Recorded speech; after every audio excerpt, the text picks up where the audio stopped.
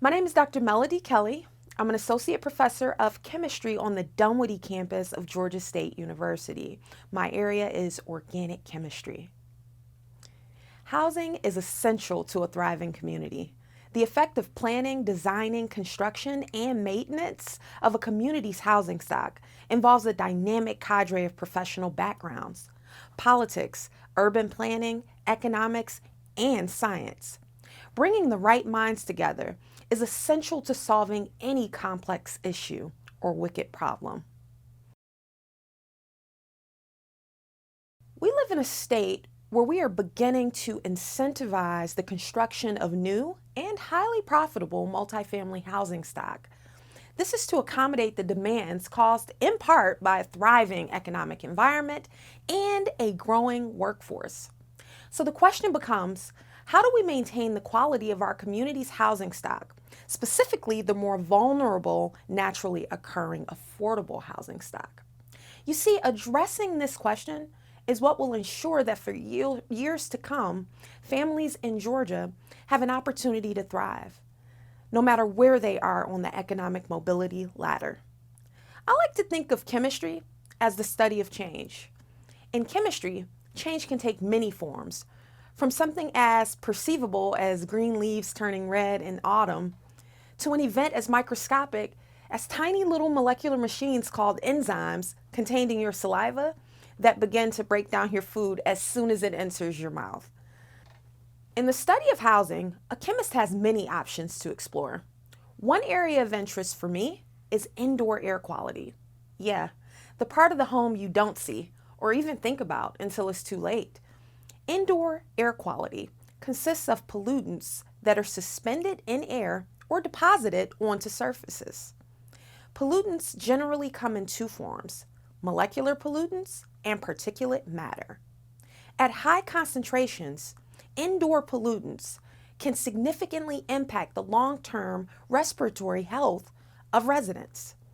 As a result, poor indoor air quality does indeed pose a public health risk.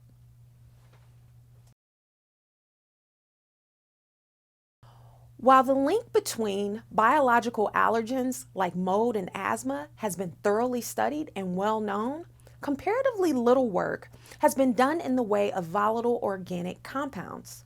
I'll give you a simple example. What is the impact to the air quality within your home when you spray an insect with a pesticide? Exposure to organohalide-based pesticides like, for example, dichlorodiphenyl trichloroethane, also known as DDT, have been shown to impact the neural behavior of children and can even be passed from expectant mothers to their newborns. Yes, you can be born with air-based pollutants already in your bloodstream.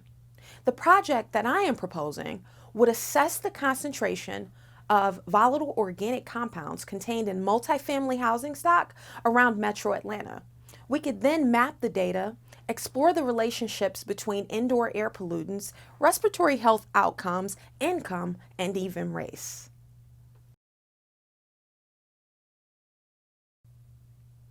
Urban areas like Metro Atlanta attract denser housing types.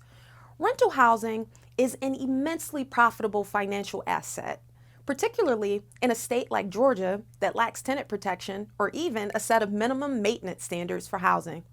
As you can imagine, the impact of indoor air pollution is more severe when you have more people living in smaller spaces. Let's go back to the pesticide example. Denser housing types have a greater demand for pest control and thus a greater use of pesticides and greater risk of exposure to harmful pollutants in the home. Across Metro Atlanta, new multifamily housing developments are being erected at a variety of price points. At the same time, though, Metro Atlanta is also home to some of the worst maintained rental communities in the state, as described in the recent Atlanta Journal-Constitution series, Dangerous Dwellings. Next time you ride past new construction, ask yourself, are we building the slums of tomorrow today?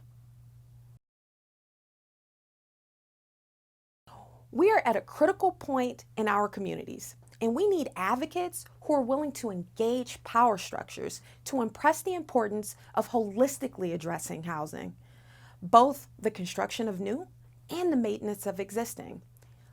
Affordability and quality are two conversations that need to be inextricably linked in Georgia. In many cities, like Atlanta, for example, indoor air quality standards are not explicitly described for residential properties.